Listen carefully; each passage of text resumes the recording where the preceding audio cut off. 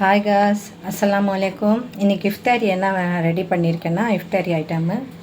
So இன்றைக்கி வடை ready பண்ணி வச்சுருக்கேன். வடை போன வாட்டி உங்களுக்கு காமிச்சிருக்கேன் வடை மசாலாவில்.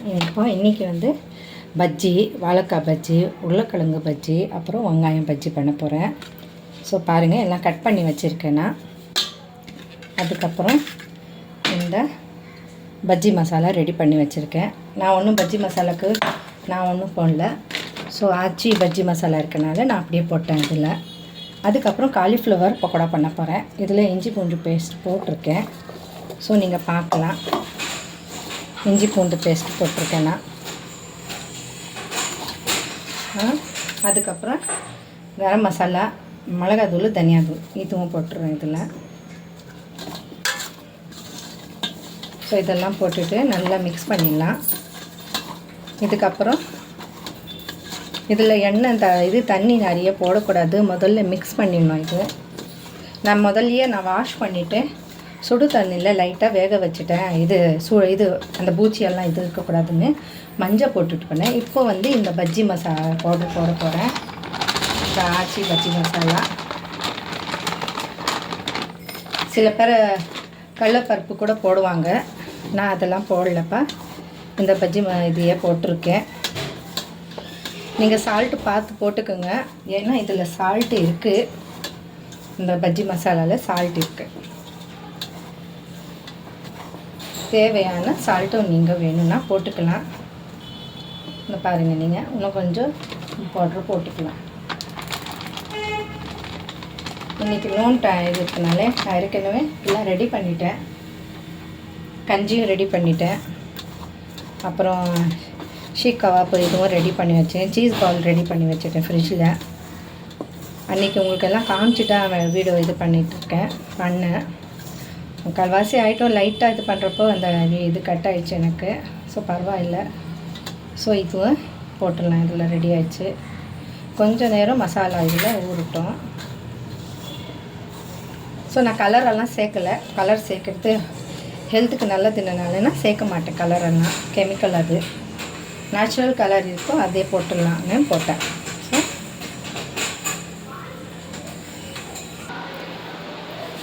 ஸோ கலர் நல்லா ஆயிடுச்சு. இப்போ கொஞ்சம் லைட்டாக சால்ட்டு போடுறேன். சால்ட்டு கம்மியாக இருக்குன்னு நினைக்கிறேன், அதனால் சால்ட்டு கொஞ்சம் போடுறேன். ஓகே கைஸ், நல்லா மிக்ஸ் ஆகிடுச்சு. மசாலா கூட நல்லா ஊறிச்சு. ஸோ இப்போ முதல்ல நாங்கள் இந்த வடை முதல்ல சுட்டுறேன். ஏன்னா இந்த இது போட்டால் இந்த கலர் சேஞ்ச் ஆகிடும் வடை கடையில். ஸோ முதல்ல நான் வடை ஃப்ரை பண்ணிக்கிறேன்.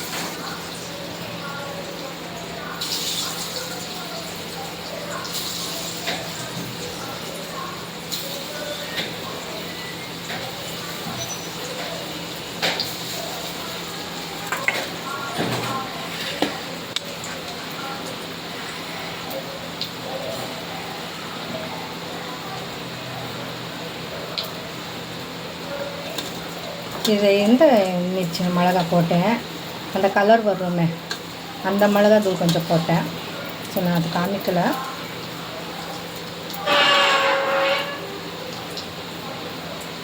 ஸோ வடை ரெடி ஆகிடுச்சு. ஸோ இப்போ வந்து நான் உருளைக்கிழங்கு பஜ்ஜி போட போகிறேன்.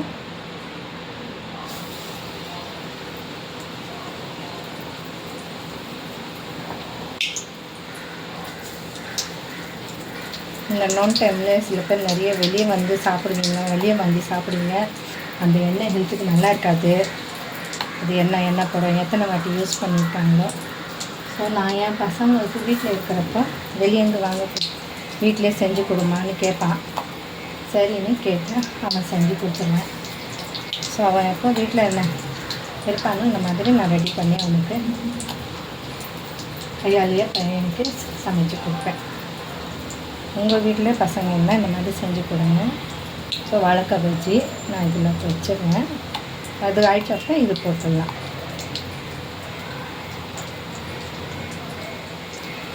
நிறைய பேர் நினைப்பாங்க வீட்டில் செஞ்சு சாப்பிட்றதுனால நிறைய காசு ஆகுங்க.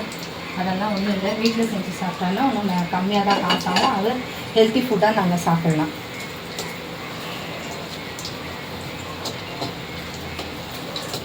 ஒரு 300 ரூபாய் 200 ரூபாய் முந்நூறு 400 தான் வீட்டிலே நாங்கள் செஞ்சு சாப்பிட்டு அப்புறம் ரெடி பண்ணிவிட்டு ஸ்டோரில் வச்சு கூட நாங்கள் எப்போ வேணாலும் நாங்கள் சமைச்சு சாப்பிட்லாம்.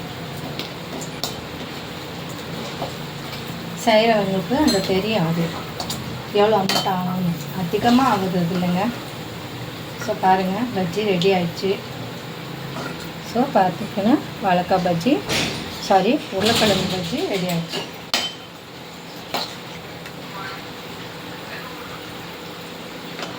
பாருங்க கைஸ் எப்படி நல்லா ருசுன்னு வருது.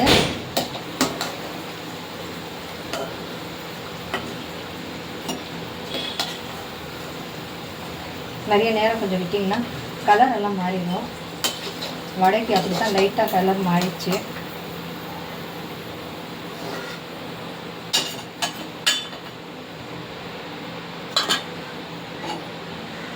ஸோ பார்த்தீங்கன்னா உருளைக்கிழங்கு பஜ்ஜி ரெடி. ஸோ இப்போ நாங்கள் வாழைக்காய் போட்டுடலாம். வாழைக்காய் பஜ்ஜி இந்த மாதிரி செஞ்சு வச்சு கூட ஒரு வாரம் கூட நீங்கள் வச்சு சாப்பிட்லாங்கல்ல. மசாலாலாம் வச்சு தொட்டி ஃப்ரிட்ஜில் வச்சுட்டிங்கன்னா அப்படியே கெட்டாமல் நல்லாயிருக்கும். நாங்கள் செய்கிறதுக்கு ஒரு 10 நிமிஷம் ஒரு 20 நிமிஷம் முன்னால் எடுத்து அப்படியே எண்ணெயில் போட்டுடலாம்.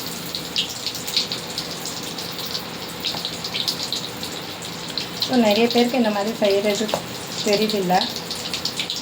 இந்த மாதிரி செஞ்சு சாப்பிட்டா அவ்வளோ நல்லதாக இருக்கும். அவ்வளோ உடம்பு கூட நல்லது.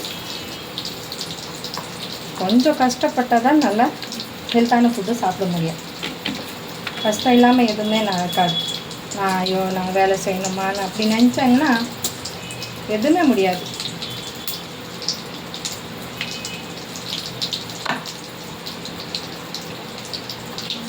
இதுக்கு அப்புறம் வெங்காயம் பஜ்ஜி ரெடி பண்ண போகிறேன். முதல்ல இது ஆகும்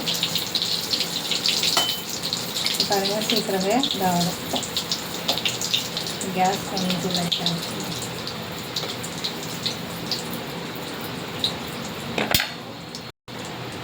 ஸோ பார்த்தீங்கன்னா கைஸ் இதுவும் ரெடி ஆச்சு. வாழைக்காய் பஜ்ஜியும் ரெடி ஆச்சு.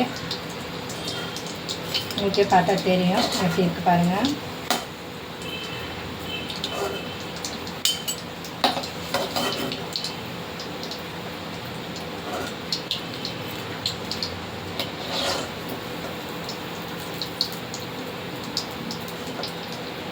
பாருங்கள் வாழைக்காய் பஜ்ஜி ரெடி ஆச்சு.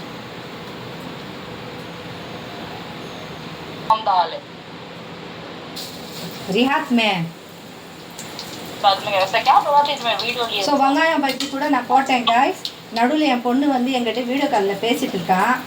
அதனால தான் நான் வீடியோ கொஞ்சம் ஸ்டாப் பண்ணேன்.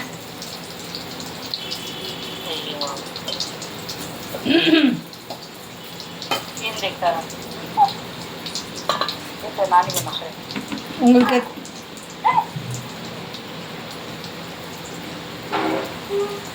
ஊர்லேருந்து வீடியோ காலில் பேசிகிட்டு இருக்காங்க என் டாக்டரு. அவங்கக்கிட்டையும் பேசிவிட்டு உங்கள்கிட்டையும் வீடியோ காமிச்சிட்டே இருக்கேன்னா.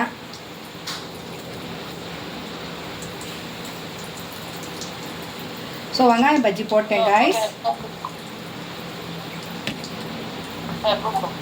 क्या भी नहीं बात कर रहे। अच्छा अच्छा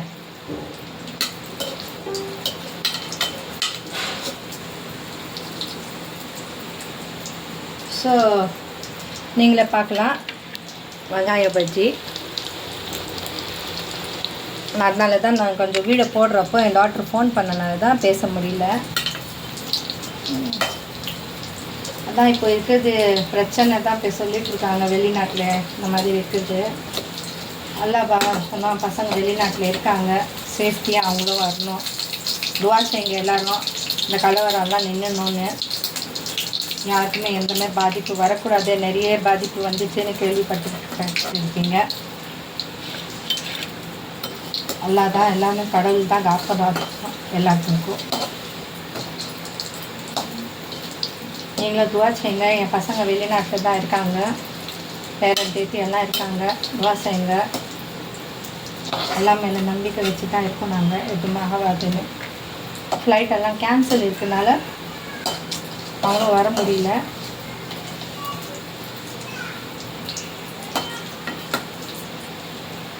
ஸோ வெங்காயம் பஜ்ஜியும் ரெடி காய்ஸ். இதுக்கப்புறம் இப்போ காலிஃப்ளவர் பக்கோடா தான் பண்ண போகிறேன்.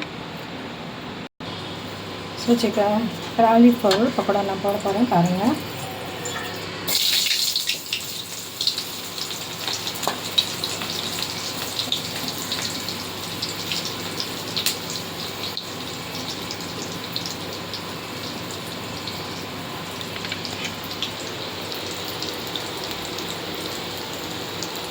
அதிகமாக எண்ணெய் போடல, ஸோ வேஸ்ட் ஆகிடும்னால இதில் எண்ணெயில் நான் ஃப்ரை பண்ணிடுவேன்.